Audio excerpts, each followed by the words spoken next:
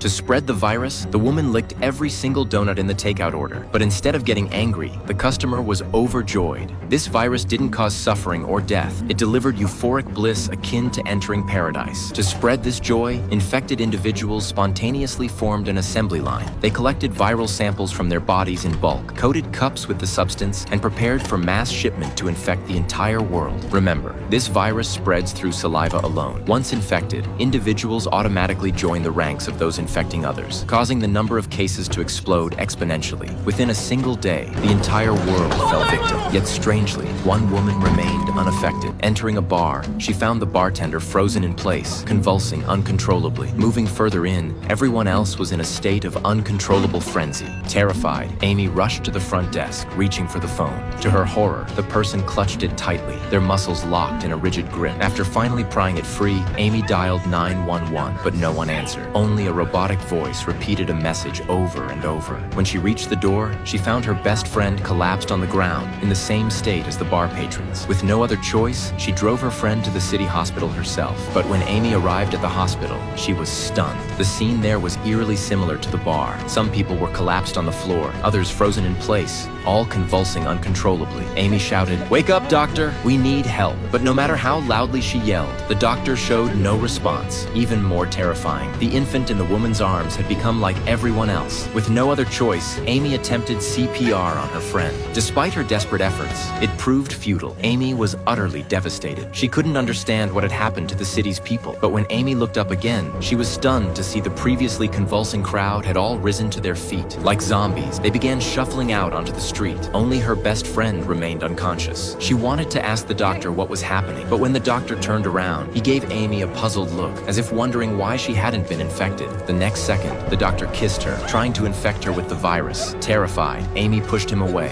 These people were absolutely insane. Seeing a few people trying to move her friend, she quickly shouted to stop them.